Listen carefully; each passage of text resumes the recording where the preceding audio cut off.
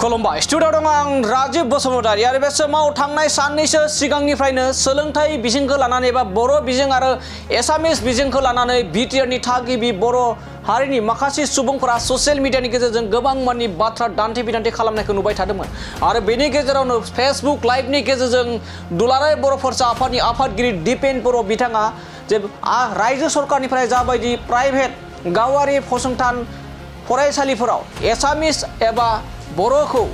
compulsory खालामनायनि बाथ्रा बुंदोंमोन बेखौ लानानै गोबां ससियेल मिडियानि गेजेरजों आरो गोबां दैदेनगिरिफ्रा बाथ्रा बुंनायखौ लानानै दिनै दुलाराय बर' फरायसा आफादनि आफादगिरि दिपेन बर' बिथाङा खुगा बेखेवदों बाथ्रा बुंदों आरो बिथाङा फोरमायदों दि जाबायदि ससियेल मिडियानि गेजेरजों माखासे सुबुंफोरा एसामिस मिडियामखौ जाबसिना होनाय बाथ्रा ओंखारबाय थादों बेखौ लानानै रोखा फोरमायदों जेराव थांनाय गोलाव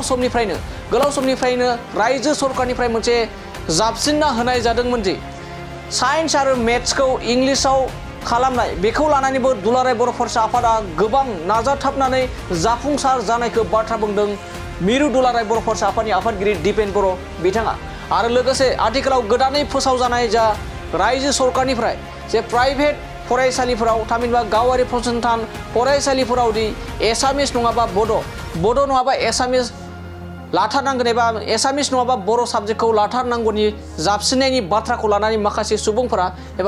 सुबुंफोरा बुजि हायियाव माखासे बाथ्रा बुंनायखौ लानानै मिरु दुलाराय बर' फरायसा आफादनि आफादगिरि दिपेन बर' बिथाङा खेंफोरथि होदों दानिया फैदो बिदिब्ला जे बिटिआर ओनसोलाव बड' आरो एसामिसखौ प्राइभेट फरायसालिफोराव थामहिनबा गावारि फसंथान फरायसालिफोराव माबायदि जाबसिना होनायनि सायाव खेंफोरथि होदों मिरु दुलाराय बर' फरायसा आफादनि आफादगिरि दिपेन बर' बिथांनिफ्राय आबुङै मिथिना लानि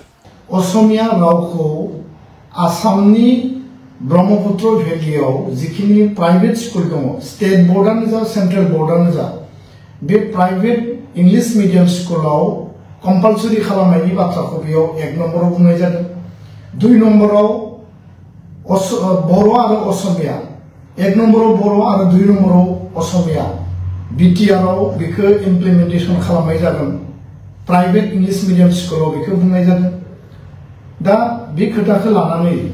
जोंनियाव गोसोआव माखासे एनालाइसिस माखासे एसेसमेन्ट बे बाथ्राया फैदों जिहेतु बर' रावा आरो बर' मिडियामा दिनै क्लास 12 सिम दङ देग्लाय 12 नि आनजाद होबाय आरो बे रावजों दिनै डिग्रीयाव आरो मास्टार डिग्रीयाव दिनै माने जोङो फरायनो हानायनि स्कपखौ मोनबाय गुबुन इउनिभार्सिटियाव डिब्रुगड़आव दङ गुवाहाटीयाव दङ कटन इउनिभार्सिटियाव दङ गुवाहाटी इउनिभार्सिटी बड'लेण्ड इउनिभार्सिटी आरो गुबुन मुलुगसोलोंसालि बेखौ गायसननायनि थाखाय इभेन दिल्ली इउनिभार्सिटियावबो बेखौ गायसननायनि थाखाय जों हाबा मावबाय थादों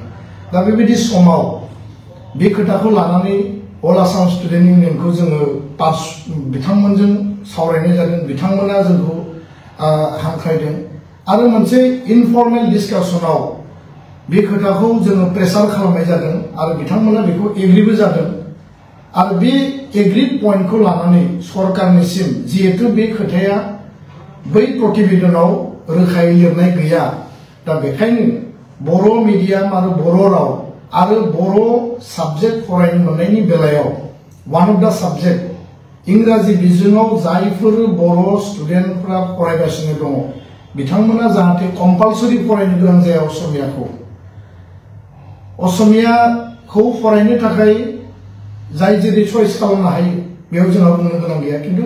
बर' स्टुडेन्टफोरनि थाखाय ब्रह्मपुत्र भेलियानो जा लखिमपुर धेमाजिनिफ्राय लानानै गुवाहाटीनिफ्राय लानानै नगाव मरिगावनिफ्राय लानानै आदार देन बराक भेलि आरो माने कार्बि आंलं आरो डिमा हासावा जिहेतु डिसिसनाव फैथ'वाखै दा बेखायनो ब्रह्मपुत्र भेलियाव आरो बिटिआरआव बर' फरायसा फरायसुलिफ्रा गावबा गावनि गोसो मथे गाव गार्जेनफोरा बर' साबजेक्ट फरायनो मोननायनि स्कपखौ बिथांमोना मोनगोन बे खोथाखौ लानानै मोनसे एग्रीड पइन्टआव फैदों दा बेखायनो बिथांमोननि एकर्ड इमप्लिमेन्टेशननि गेजेरजों बर' राव बर' मिडियाम आरो बर' साबजेक्टआ कुनु कारनाव जाहाथे खैफोदाव गोलैया बे खोथाखौबो बिथांमोना नोजोर बोदों आरो बे मेटारफ्रा जिहेतु भेरि माच सेन्सिटिभ दा बेखायनो गोलाव समनि जे जोंनि मोनसे कनफ्लिक्ट जोंनि मोनसे डिफरेन्स बे खोथाफोरखौ लानानै जिहेतु जाबोदोंमोन दा बेखौ मोनसे सावरायनायनि लेभेलाव दिनै मोनसे